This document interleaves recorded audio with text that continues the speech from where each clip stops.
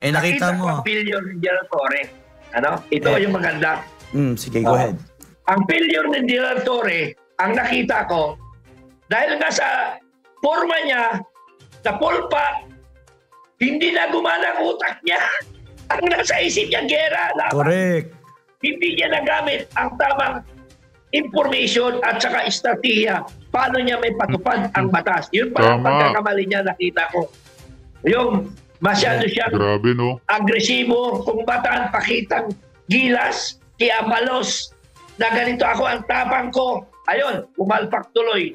What's up mga kababayan, News That Matters here. Dito sa ating video natin ngayon ating panonoorin si Colonel Franco mga kababayan. Butata itong sina Marbil, General Torre at DILG Abelos dito kay Colonel Franco mga kababayan. Na itong tatlong mama na to ang dahilan kung bakit patuloy na nasisira at nabubulok ang ahensya ng mga kapulisan o PNP. Tama nga naman. Paano ba naman kasi mga kababayan, wala na sa ayos ng operasyon ang kanilang ginagawa sa KOJC compound na lahat illegal na ang kanilang ginagawa. Tulad na lamang ng pangaharas, pangubukay at pagtatanim ebidensya sa mga miyembro at sa nasabing compound. Hay nako, kung kaya naman ang wika ni Colonel Franco mahiya naman kayo, Torre, Abalos, Marbil sa inyong mga pinanggagawa. Pero bago ang lahat mga kababayan, huwag niyo po sana kalimutan mag-like at subscribe para updated ka sa mga uploads ko araw-araw. At yun na nga mga kababayan, kagabi lamang dumating si Vice President Sara Duterte sa compound ng KOJC upang magbigay suporta sa nararanasan ng Kingdom of Jesus Christ. Dagdag pa rito na para din makita ang kalagayan ng sambayan ng Pilipino. Iba ka talaga, Vice President Sara Duterte, napakalayo mo kay Bongit na ngayon tahimik sa loob ng Malacanang at ayaw ayusin ang gusot na nangyayaring ito. At napakasanungaling pa nga na humarap sa media. Kung kaya naman hindi ko na patatagalin pa, ito na ang buong video. Colonel, masingit ko lang po. Balikan ko lang sa DILG, sa PNP, no? Panahon na po ba na dapat bumaba sa pwesto itong si DILG Secretary Benhur Abalos, itong PNP Chief si Marbil, especially to si General Torre, no? Kasi grabe na, abuso na yung ginagawa nila, no? Hindi lang sa KOJC, kundi sa buong Pilipinas, sir, sa buong mga Pilipino. Panahon na po ba, sir? Okay. Tama yung mga katanungan mo na yan. Yung katanungan na yan, actually, matagal na namin sinasabi yan sa taong bayan. Kami ni Captain Dado sa aming mga vlog na panahon na mag-resign. Lahat na mag-resign. Ang lahat ng hindi nakapagpatupad ng tamang batas. At ang panawagan nga ni Captain Dado, ang Philippine National Police i-disband and reorganize. Kasi kawawa ang mga Philippine National Police na gumagawa ng tama. Pati sila damay. Saan na tayo tatakbo kung ganito ang sistema ng police? So panahon na ang panawagan natin, General Marbil.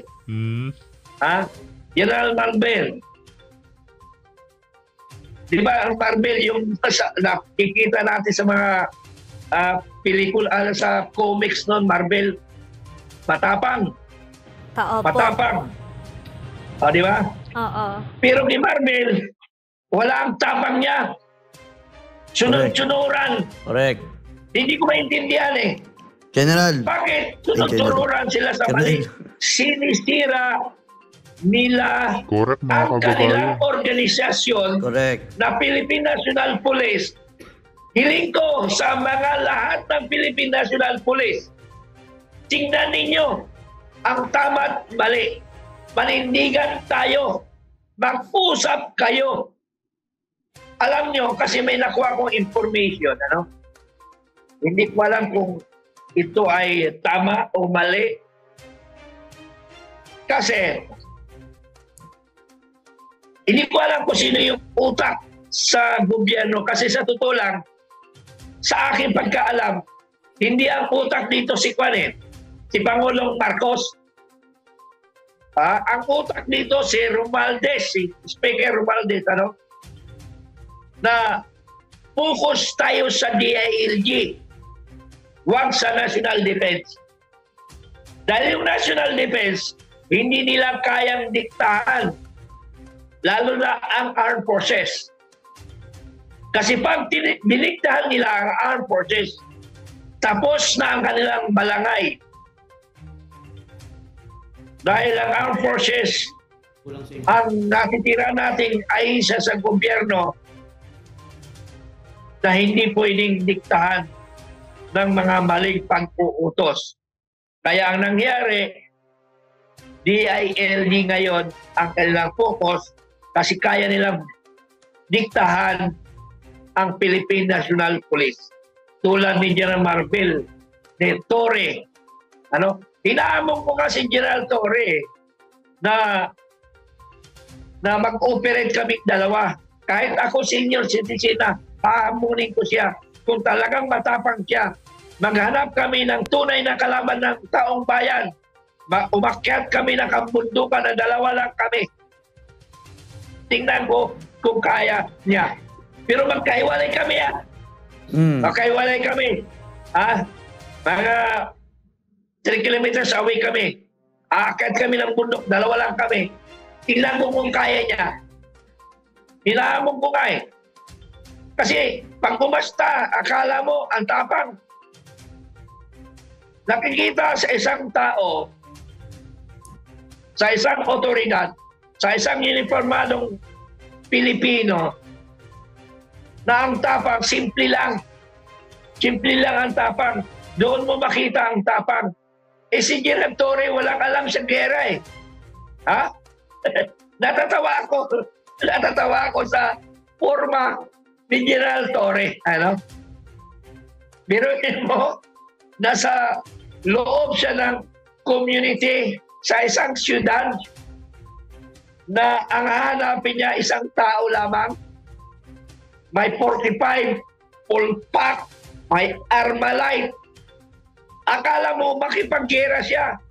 Ang isang general, ang isang namumuno, pwede nga walang baril dalay. Correct. Sa akin nangyayari yan. Sa akin nangyayari yan na pumunta ko sa mga sitwasyon na mga security risk. Wala akong baril. Bakit ako magbabaril? Ang dami kong tauhan. Ang dami kong tauhan. Tapos magdadala pa ako ng baril.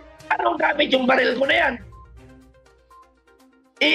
Ang commander nag-iisip kung anong estratehiyang gagawin niya. Nakita ko pala ang failure. Nakita mo. Ko ang failure ni General Torre. Ito yung maganda. Sige, go ahead. Ang failure ni General Torre, ang nakita ko, dahil nga sa forma niya, na pulpa, hindi na gumana utak niya. Ang nasa isip niya, gera. Correct. Hindi niya nagamit ang tamang information at saka estratehiya. Paano niya may patupad ang batas. Yun pala ang pagkakamali niya, nakita ko. Yung masyado siyang agresibo, kumbatan, pakitang gilas, kiamalos, na ganito ako ang tapang ko. Ayun, umalpak tuloy. Kasi hindi niya naisip ang tamang aksyon para sa pagpatupad ng tamang batas. Tama. Yun lang po. Kasi, yun. inuna yung pagpapasikat, hindi yung isip. Diba? Tapos nauna agad yung pagpapasikat niya sa mga statements, sa mga salita. Andyan talaga yun Akala mo bata yung kausap, akala mo 5 years old yung kausap. Hindi niya alam buong Pilipinas ang kausap niya.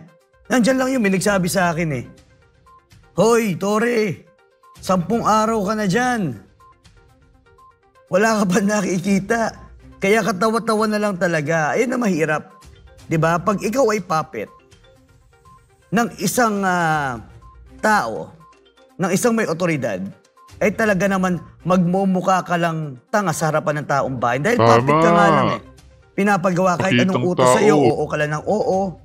Tingnan mo kung ano-anong pinagsasabi niya sa media. Kumbaga ginigisa niya ang kanyang sarili sa kanyang mantika. At kung saan nakikita natin kung gaano katatawanan na lang ang sitwasyon ng pulis ngayon. May papakita pa ako ngayon na Colonel Metran, yung natalakay natin kagabi, kung saan may nagbigay sa atin ng mensahe, mismo ang kapulisan.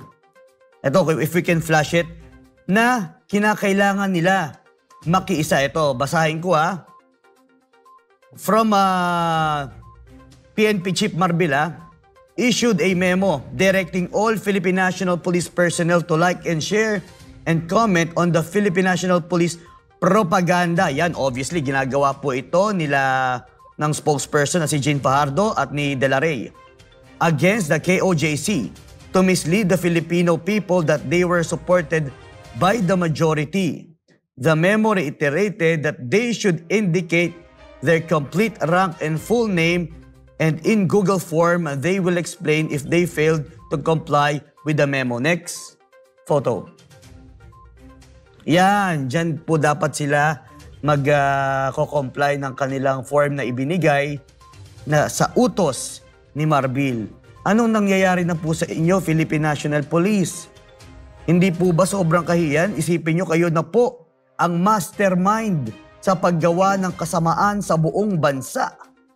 Philippine National Police, ito ang pagpapatunay kung gaano karumi ang institusyon na ito. Gaano karumi sa administrasyon ni Marcos Jr. Binaboy na talaga ang institusyon, ang organisasyon ng kapulisan natin. Sobra-sobra na pong pambababoy. Isipin nyo, labag na labag sa kalooban na marami nating kapulisan. Pulis na mismo ang nagbigay ng impormasyon na ito. Hindi na po nila matanggap ang mga inuutos sa kanila ng kanilang liderato. Paano po ba ito mapapahinto? Dahil hanggang ngayon ay patuloy pa rin ang ginagawang propaganda ng kanilang mga tagapagsalita. Pahiyang-pahiya na nga eh. Yan nga sinasabi natin, bagamat mahal natin ang ating mga kababaihan. Yan, nire-respeto po natin. Napakasaklap ng sitwasyon ng mga naging tagapagsalita ng Philippine National Police ay mga babae. Si Catherine De La Rey, na talaga namang ubod ng sinungaling. Grabe naman yung pagsisinungaling niya sige po, napag-utusan lang po kayo. Pero sorry po, dahil yung utos sa inyo, yung sinusunod niyo pong utos ay masama at mali. Kailangan po i-correct. Hindi po namin susuportahan ang kasinungalingan na ginagawa po ninyo, Catherine De La Rey. And also, si Fajardo, tagapagsalita rin ng buong kapulisan, buong Philippine National Police.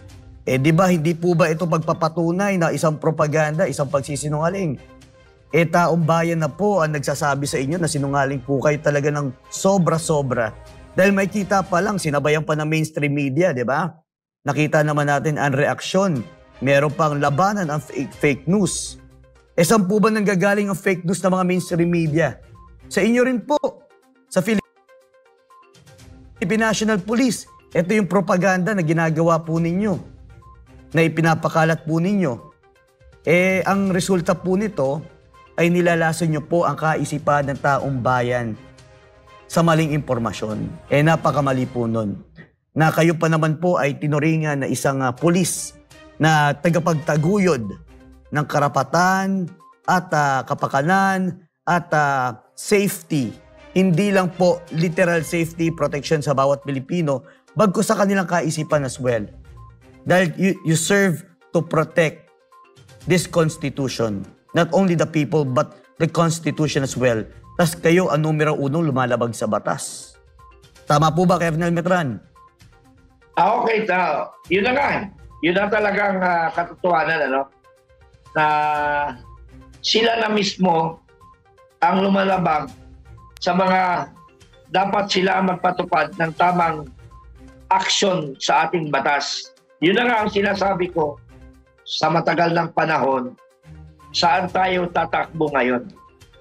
So ulitin ko, ang taong bayan na ang tamang gumawa ng aksyon na ito.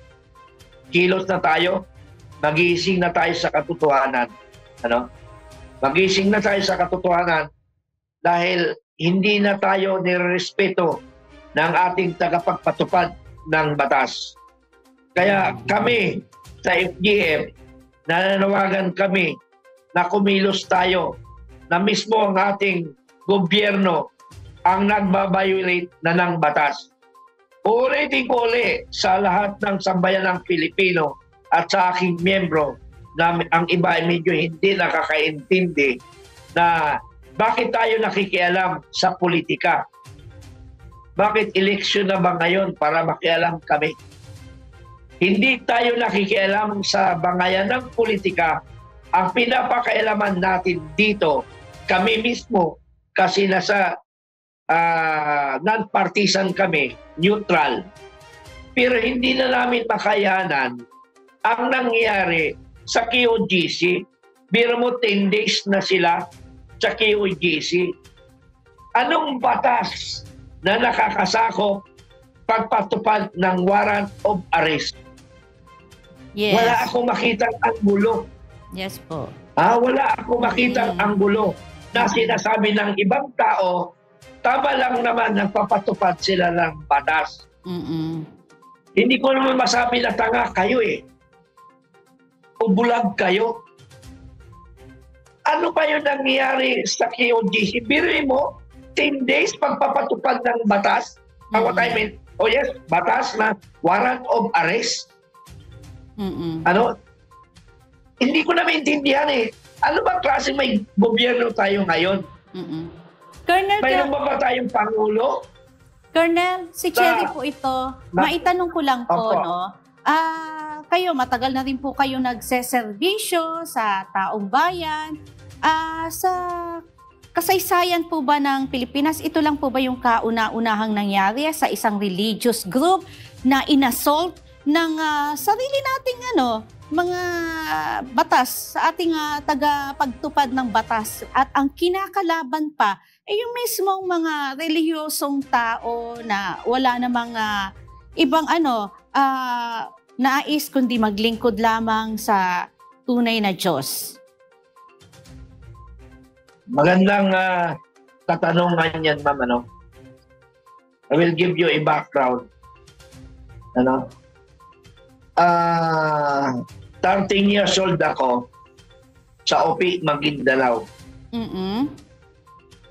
13 years old ako, sumali na ako sa training ng military. At napabakbak ako ng edad ko ay 14 anyos sa aming bayan. Na kung saan, bata pa lang ako, hindi ko akalain na ang aking kaisipan at ang aking puso ay makabayan. Sumali ako sa gera dahil nilulusob na ang aming bayan ng mga rebelde. 17 lang kami na puwersa, 15 yung military special forces, 15 special forces. Sumali ako sa bakbakan, 14 anyos, dinala ako sa Luzon, 1974 yung tinutukoy kong na taon. Naging sundalo ako, 1978. Nakakatawa ka eh. Correct. Biruin mo, area of your responsibilities. Tapos ganun ang nangyayari sa kanyang tinatawag naming EOR. Nagagawa siya ng persona non grata. Ang ibig sabihin, binasa ko lahat doon eh, kung anong ang mga na-recall ko. Nag-failure siya sa pagpapatupad ng krimen, ng droga, o ano pa mang sitwasyon sa peace in order. Kumbaga, palpak siya. Pangalawa, nung naging general na siya, alam naman ng sambayan ng Pilipino yung nangyari sa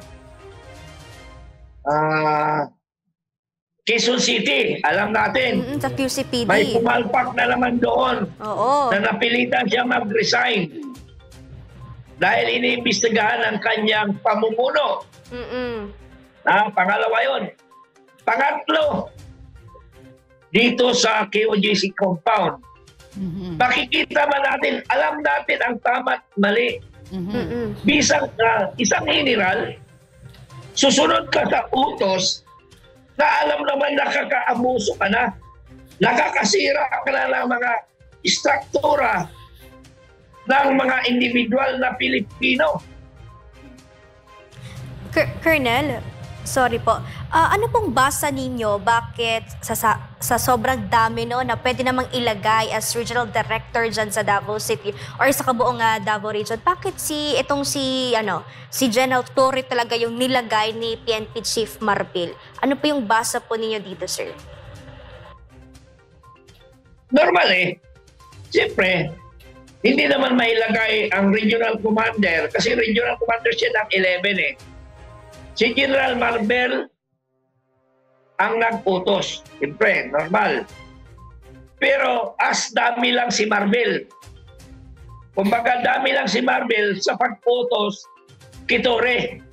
Ang direct na sinusunod niya ay si Secretary Abalos. Si Abalos ang lahat nito. Ang lahat ng itong pag-uutos, ito naman si General Marbil bilang isang PNP chief, nagpapagamit rin. Correct. Wala tayong magagawa ngayon.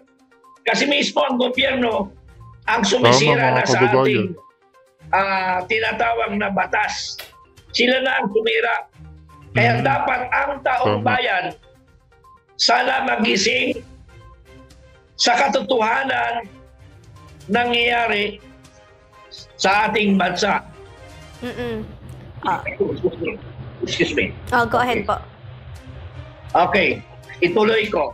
Okay po. Sana ang taong bayan na lang ang pag-asa natin. Dahil hindi natin kaya ang kadimunyuhang mga pamumuno ng ating gobyerno. Bakit ko natawag na kadimonyo? Hindi na makatarungan, hindi na makatao. Tama. Ang ginagawa nila, biruin mo isang hinahanap, buong compound sinira nila. Hindi naman lahat ibig sabihin, may sinisira silang compound na ayaw nilang umalis. Anong ibig sabihin? Naayon ba sa batas yun? Parang kahit hindi ako abogado, alam natin ang tama't mali. Maling-mali na talaga. So meaning, kung maling-mali na talaga, ayaw nila sumunod sa tama, saan tayo pumunta ngayon? Pero sabi nga, ang taong bayan, ang nagluklok sa Pangulo, taong bayan rin, ang may karapatan mag-alis sa kanyang katungkulan. Tama ka dyan, Colonel Franco. Ang dami na nga sumisigaw na bumaba na, mag-resign ka na, Bongbong Marcos sa iyong posisyon. Ngunit talagang makapalang mukha at ayaw bitawan, no? At patay mali siya sa mga nangyayari o hinaing ng taong bayan. Hay nako, kaya hindi rin masisi ang karamihan na sabihin na mag-people power na, no, sa harap ng Malacanang. Bayan ko, gumising na tayo. Correct. Iba na ang ginagawa ng ating gobyerno ngayon. Kern. So nananawagan ako sa ating kababayan na tingnan ninyo at mag-isip tayo. Ang sinasabi ng ibang tao, hindi, nagpapatupad lang naman sila ng batas. Yun ang mga ibang komento. Tama lang. Sabi ko sa kanila, sa mga vlog ko, sa Makabayan Informative Channel, sa aking vlog ng FGF, ay tama nga, nagpapatupad. Wala kaming question sa utos ng korte. Pero ang kini-question lang namin o natin, yung sistemang pagpapatupad. Wala na sa ruling, wala na sa talagang tinatawag natin sa palisiya na pag-implement ng warrant of arrest. Ano? O ayon sa ating batas. Wala na. Wala na. So, ibig sabihin, the government alone is the one violators of the law. Correct. Sila na mismo ang nagbabiolate sa batas. Saan tayo tatakbo ngayon? Wala na tayo tatakbuhan. taong bayan, kilos na. Gumising na tayo. Hindi lang si QGC ang ating napipinsala, ang ating bayan at ating kababayang Pilipino na naghihirap at napipintong patay sa gera. Iba ang pinag-aatupag ng mga Congress at Senador. Alam mo, sa totoo lang, sa tagal ko na sa mundong ibabaw, itong Congress ngayon, pag umasta, ang akala mo, siya na yung pinakamagaling, sila na yung pinakamagaling na Pilipino sa ating bansa. Pag umasta. Pero may araw rin kayo. May araw rin kayo. Pag umikot ang mundo, tandaan ninyo, ang taong bayan ang maniningil sa inyo. Correct. Tandaan nyo yan, mga nasa Congress, Senate. Colonel Mas... Ikaw naman, Pangulong Marcos Jr., sana mauntog ka at magising ka. Uy, mali na yung nagagawa ng aking mga tao. Colonel, dapat masingit ako na ko ang lang po. kikilos. Apo, tama po kayo. Okay.